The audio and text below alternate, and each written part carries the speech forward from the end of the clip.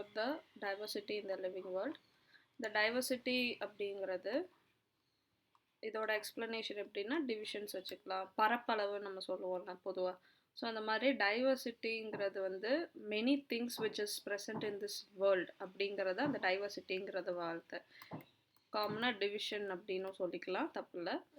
So yes, if you look around you will see a large variety of living organisms, be it a potted plantனா நம்ம வீட்டில் நட்டு வச்சிருக்கிற செடியை சொல்கிறாங்க.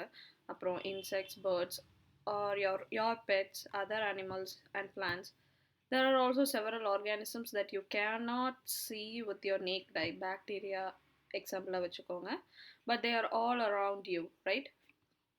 If you were to increase the area that you make observation in, the range and variety of organisms that you would see will increase. அதாவது என்ன சொல்கிறாங்கன்னா, இப்போ நீங்கள் பர்டிகுலராக உங்களோட கார்டனை மட்டும் பார்க்குறீங்கன்னா அந்த கார்டனுக்குள்ளே எவ்வளோ அனிமல்ஸு, சின்ன சின்ன பாக்டீரியா, பேர்டு, இன்செக்ட்ஸ் அவ்வளோதான் தெரியும். இதுவே நீங்கள் எடுத்துகிட்டு கொண்டு போய் உங்கள் road or any forest you are going through, அப்படி நீங்கள் பார்க்கும்போது நீங்கள் பார்க்குற விஷயங்கள், the diversity will be large அப்படின்னு தான் சொல்கிறாங்க. Obviously if you were to visit a dense forest, அடர்ந்த காடு, you would probably see much greater number and kinds of living organisms in it. Each different kind of animal, plant and organisms that you see represent a species. So நீங்கள் ஒரு காட்டுக்குள்ளே போகிறீங்க, காட்டுக்குள்ளே போகும்போது நீங்கள் பார்க்குறது அந்த காடு எவ்வளோ பெருசு இருக்கோ அவ்வளோ நிறைய நீங்கள் ஆர்கானிசம்ஸை பார்ப்பீங்க. அப்படி பார்க்குற போது பிளான்ட்ஸ் நீங்கள் பார்க்கலாம், அனிமல்ஸ் பார்க்கலாம், ஒரு any organisms that you see, அதெல்லாம் ஒரு ஸ்பீஷியஸ் தான் அப்படின்னு சொல்கிறாங்க. இங்கே தான் ஒரு டேர்ம் ஸ்பீஷியஸ்ன்னு இன்வால்வ் பண்ணுறாங்க. அண்ட் இந்த ஸ்பீஷியஸுங்கிற வேர்டு வந்து இந்த லிவிங் வேர்ல்டு சாப்டரில் ரொம்ப இம்பார்ட்டண்ட்டான ஒரு ரோலை ப்ளே பண்ணுது. So the number of species, இது ஒரு இம்பார்ட்டண்ட்டான லைன்.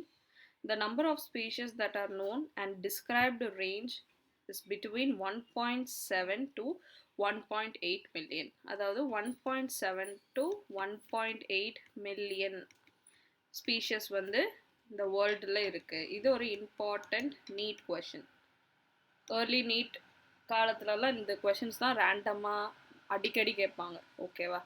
ஃப்ரீக்வெண்ட்டாக கேட்குற கொஷினில் இதுவும் ஒன்று.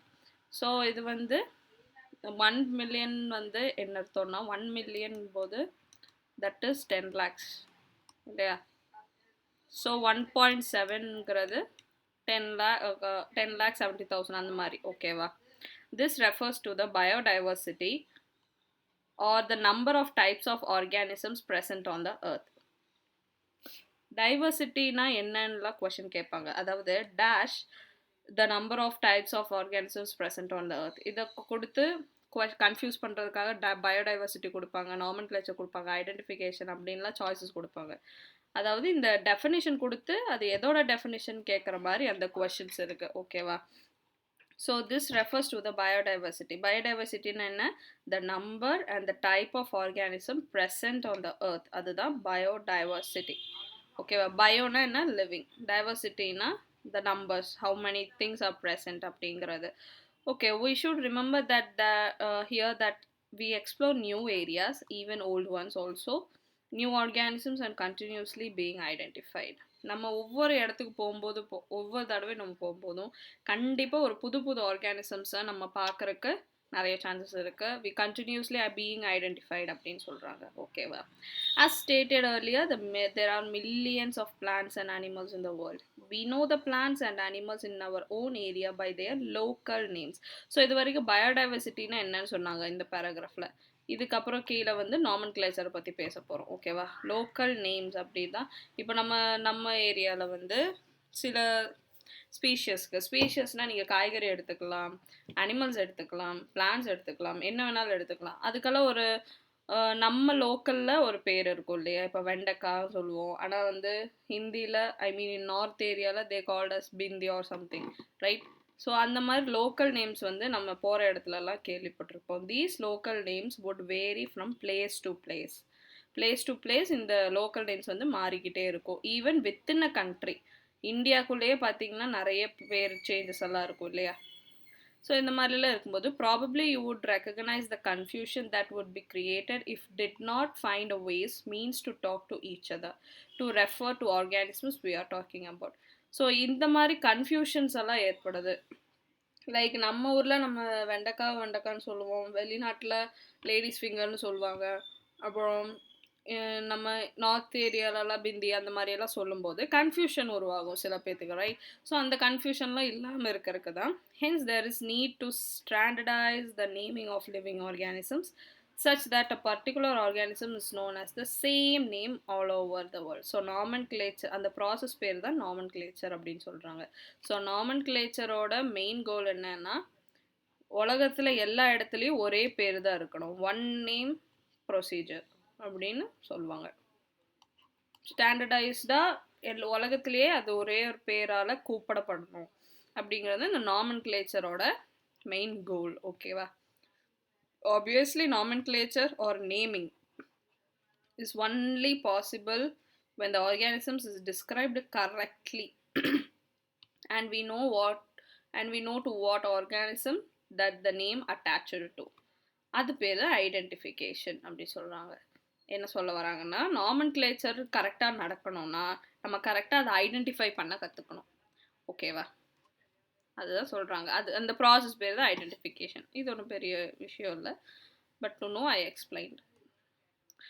So in order to facilitate the study, number of scientist have establish the procedures to assign a scientific name to each organisms. So இப்படி இருக்கும்போது நிறைய டிஃப்ரெண்ட் லோக்கல் நேம்ஸ் இருக்கும்போது சயின்டிஸ்ட் இதுக்கெல்லாம் நம்ம ஒரு சயின்டிஃபிக் நேம் வச்சா அதை வச்சு எல்லாரும் கூப்பிடலாம். Or else if we don't know we can search about it easily. அதனால சயின்டிஃபிக் நேம் கொடுக்கலாம் அப்படின்னு சொல்லி this is acceptable to biologist all over the world. For plants scientific names are based on the agreed principle and criteria. பிளான்ஸுக்கு ஒரு particular பேர் வைக்கணும்னா ஒரு particular ரூல்ஸை வச்சுட்டு தான் நீங்கள் பேர் வைக்கணும் அப்படின்னு சொல்லி இதுக்கு ஒரு கமிட்டி இருக்காங்க. அவங்க கமிட்டி பேர் தான் international code for botanical nomenclature. இதில் ஒரு ட்விஸ்ட் இருக்கு. I will tell you at the last. Okay, you may ask how animals are named. Animal taxonomist. டாக்ஸானமிஸ்ட்னா அனிமலை வகைப்படுத்தி படிக்கிறவங்களை பற்றி டாக்ஸானமிஸ்ட்னு சொல்லுவாங்க. However international code of zoological nomenclature. So இங்கே ICBN அப்படின்னு ஒன்று படித்தோம். International code for botanical nomenclature. ICZN international code of zoological nomenclature. இங்கே என்ன நான் ட்விஸ்ட்டுன்னு அப்படி சொல்லியிருந்தேன்னா இங்கே பார்த்தீங்கன்னா புரியும். International code for botanical nomenclature, international code of zoological nomenclature அப்படின்னு ரெண்டு விஷயம் இருக்குது. ஸோ ஃபார் பொட்டானிக்கல்க்கோ ஆஃப் ஜாலஜிக்கோ அப்படி இருக்குது. இதை மாற்றி இங்கே போட்டுட்டு இதை மாற்றி இங்கே போட்டுட்டு ஒரு கொஷின் கேட்டு அது ராங்காக போயிருந்துருக்கு நிறைய பேர்த்துக்கு. So these are the thing we have to very careful about reading the biology in NCERT. Question ICBN இருந்தாலும் இன்டர்நேஷ்னல் கோட் ஆஃப் பொட்டானிக்கல் நாமென்க்ளேச்சரா அப்படின்னு நம்ம கிட்ட கேட்டாங்கன்னா நீங்கள் அதை டிக் பண்ணிங்கன்னா அது தப்பு, ஃபாரின் இருக்கணும். ஸோ இந்த மாதிரி சின்ன சின்ன விஷயத்துலேயும் ட்விஸ்ட் பண்ணுவாங்க. So the next one, the scientific names ensure that each organism has only one name. scientific name எல்லாத்துலேயும் காம்ப்ரமைஸ் ஆகாமல் ஒரு விஷயத்தில் காம்ப்ரமைஸே பண்ண மாட்டேன் அப்படின்னு சொன்னது எதுன்னா எல்லாத்துக்கும் ஒரு நேம் தான் இருக்கணும். then only it will be universally correct. Description of any organism should enable the people in any part of the world to arrive at the same name. ஒரே பேர் இருக்கணும். they also ensure such a name has to be used for any other organisms. So ஒரு ஆர்கானிசம்க்கு வச்ச பேர் இன்னொரு organism வைக்கக்கூடாதுன்னு அவங்க ரொம்ப ஸ்ட்ரிக்டாக இருந்தாங்க. Biologist follow universally accepted principle to provide scientific names to known organisms. இப்போ அந்த நேம் எப்படி இருக்கணும் அப்படிங்கிற எக்ஸ்பிளனேஷன் இங்கே நடக்குது. ஓகேவா? this is very important paragraph. இனிமேல் வரதெல்லாம் ஓகேவா? each name has a two components, generic name, specific epithet அப்படின்ற ரெண்டு காம்போனன்ட்ஸ், ரெண்டு வகை இருக்கு அப்படி சொல்றாங்க. ஓகேவா? இந்த யூனிவர்சல் நேம் வைக்கிறதுக்கு The system providing a name with two components. Binomial nomenclature. இது ஒரு neat question. ஓகேவா? The system providing a name with two components. அந்த componentsனா என்னன்னு சொன்னேன்? Generic name and specific epithet சொன்னேன்னா, ஸோ அந்த மாதிரி ரெண்டு காம்போனண்ட்டை வச்சு பேர் வச்சாங்கன்னா அது பைனாமியல். ஸோ இது மாதிரி 3 காம்போனண்ட்டை வச்சு பேர் வச்சாங்கன்னா அது ட்ரைனாமியல். அது மாதிரி போய்கிட்டே இருக்கும். எவ்வளோ காம்போனன்ட் யூஸ் பண்ணுறோம் அதை வச்சு. ஓகேவா? Universally they will use binomial nomenclature தான் மோஸ்ட்லி. அண்ட் இது கொடுத்தது வந்து கார்லஸ் லின்னேயஸ். இது ஒரு இம்பார்ட்டன்ட் கொஸ்டின். பைனாமியல் நாமென்க்ளேச்சரையும் பைனாமியல் நாமென்க்ளேச்சர் யார் இன்ட்ரடியூஸ் பண்ணான்னு கேட்டாங்கன்னா Carolus Linnaeus. Okay, is being practiced by biologists all over the world. This naming system using a 2-word format was found convenient. இந்த ரெண்டு காம்போனண்ட் வச்சு மட்டுமே பண்ணுறது கன்வீனியண்ட்டாக இருந்துன்னு சொல்கிறாங்க. ஸோ இப்போ எக்ஸாம்பிளுக்கு மேங்கோ பற்றி நம்ம படிக்கலாம்னு சொல்கிறாங்க. Okay, let's study. Yeah, providing a scientific names better. அது லாஸ்ட் ஒன்னோட continuation. Sorry. The scientific name of a mango is written as Mangifera indica. Mangifera indica, the scientific name of mango. Let us see how its binomial name. In this name, Mangifera represents the genus. Mangifera represents the genus, while Indica particularly a species. அப்படி சொல்கிறாங்க. or a specific epithet. ஸ்பீஷியஸும் specific எபித்தட்டும் ஒன்று தான். ஓகேவா? அதை universal. இப்போ வந்து ரூல்ஸ் பற்றி பார்க்கணும். ஒரு சயின்டிஃபிக் நேம் வைக்கும்போது அது எப்படி இருக்கணும், இப்படி இருந்தால் தான் அது சயின்டிஃபிக் நேம், இல்லைன்னா இது அக்செப்டபிள் இல்லை அப்படின்னு சொல்கிறதுக்கு ரூல்ஸ் இருக்குது. நான் ஒரு 4 ரூல்ஸ் கொடுத்துருக்காங்க. பயாலஜிக்கல் நேம் அப்படிங்கிறது ஜென்ரலி ஷுட் பி லாட்டின். நம்ம நிறைய பயாலஜியில் பார்த்துருப்போம், எல்லாம் லாட்டினைஸ்டாக இருக்குது, லாட்டின் இருக்குது. யாராச்சும் யோசிச்சிருக்கீங்களா ஒய் லாட்டின்? எல்லாம் ஏன் லாட்டினில் வைக்கிறாங்க அப்படின்னா, இந்த லாட்டினில் ஒரு இதுக்கு ஒரு அர்த்தம் தான், வேற எதுவுமே மாறாது. ஒரு ஸ்பெசிஃபிக் நேமுக்கு அது ஒரு அர்த்தம் தான் இருக்கும்.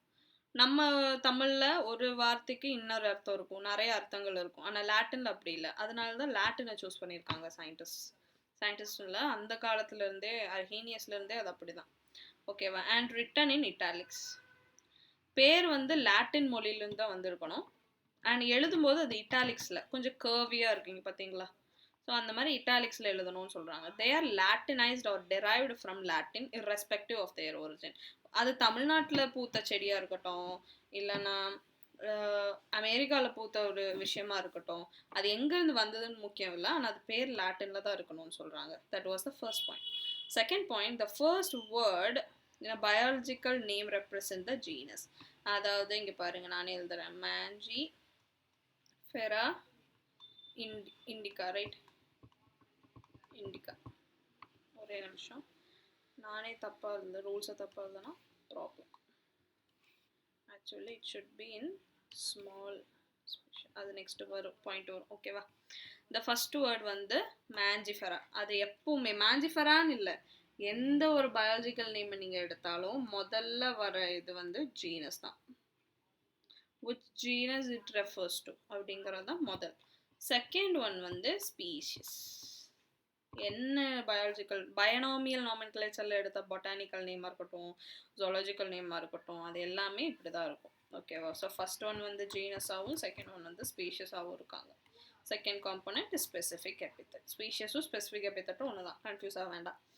Both the words in a biological name when handwritten, கையால் எழுதும்போது அது செப்பரேட்டாக அண்டர்லைன் பண்ணணும். நான் பண்ணியிருக்கேன் பார்த்தீங்களா? அந்த மாதிரி செப்பரேட்டாக அண்டர்லைன் பண்ணணும். இப்போ ஒரு வேளை பிரிண்ட் பண்ணுறீங்கன்னா அது இவங்க பண்ணியிருக்காங்க பார்த்தீங்களா? இண்டிகா இட்டாலிக்ஸில் இருந்து மேஞ்சிஃபெரா இண்டிகான்னு இட்டாலிக்ஸில் பிரிண்ட் பண்ணியிருக்காங்க. எதுக்கு? To indicate the Latin origin. So லாட்டின்லேருந்து தான் இந்த நம்ம எடுத்திருக்கோம், லாட்டினில் தான் எழுதியிருக்கோம் அப்படிங்கிற காட்டுறதுக்காக இது பண்ணுறாங்க. Fourth point, the first word denoting the genus starts with the capital letter. So genus வந்து first word starting வந்து எப்படி இருக்கணும்? கேபிட்டல் லெட்டரில் இருக்கணும். ஆனால் ஸ்பீஷியஸ் வந்து ஸ்மாலாக இருக்கணும். சரி, நான் கேபிட்டல் எழுதலாமா அப்படின்னா நோ, அதை நீங்கள் கேபிட்டல் எழுதவே கூடாது. It should B small. So it can be finally illustrated as Mangifera indica. So next part video கூடி சீக்கிரம் வந்துடும். Just tuned. பை.